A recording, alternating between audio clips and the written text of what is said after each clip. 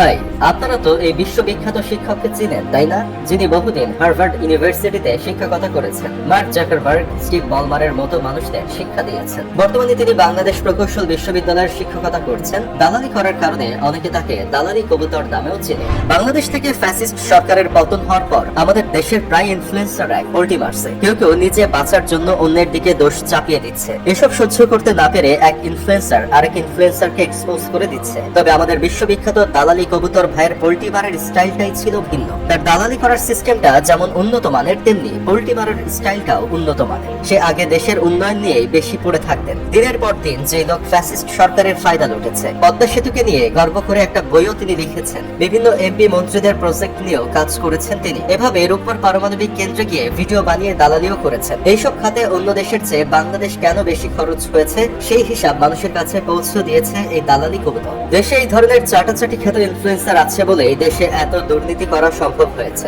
এই ধরনের দালালেরা $500 কোটি পাচারের তথ্য প্রচার না করে প্রচার করে বেরিয়েছে। কেন এত টাকা লেগেছে? স্বৈরাচার সরকারকে খুশি করতে কত কিছুই না করছে, অথচ সরকার পতনের পরে তিনি 360 ডিগ্রি অ্যাঙ্গেলে পোল্টি মেরে দিয়ে ভিডিও বানাচ্ছে। স্বৈরাচারের আসল প্রেম কোনটি, মানুষ নাকি উন্নয়ন? এই দিন দেখার জন্য কি ফ্যাসিস্ট সরকার তাকে এত টাকা দিয়েছিল?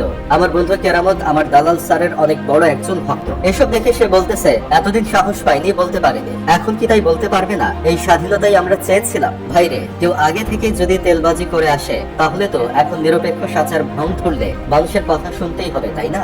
আরেকদিকে আমাদের ইনফ্লুয়েন্সারের নামে একটা ইনফ্লুয়েন্সার ভাইরাস আছে। তিনি নিজেকে অনেক বড় মাপের কন্টেন্ট ক্রিয়েটর মনে করে, কিন্তু মানুষ তাকে গুলশানের ভাবি ছাড়া আর কিছুই মনে করে না। এই গুলশানের ভাবি নামের কন্টেন্ট ক্রিয়েটর এতদিন যার দালালি করে এসেছে, এখন তাকে নিয়ে সার্কাজম ভিডিও বানিয়ে মানুষকে বোঝাচ্ছে সে কখনো দালাল ছিল না। এই লো কোয়ালিটির দালাল ফ্যাসিস্ট সরকারের ইভেন্ট থেকে ঘুরে এসে একটা ভিডিও বানিয়ে বলেছিল, আমি সোশ্যাল মিডিয়াতে দেখছি কিছু মানুষের খুব গা জ্বলতেছে। কেন তোমাদের গা জ্বলতেছে? অপেক্ষা করো, নিজের উপর বিশ্বাস রাখো, তোমরা একদিন প্রধানমন্ত্রীর সাথে দেখা করতে পারবা। তাছাড়া সে আরো বলেছিল তাদের ডেকে নিয়ে নাকি ইউথদের কিভাবে রিপ্রেজেন্ট করা যায় সেটা সম্পর্কে জানতে চেয়েছে।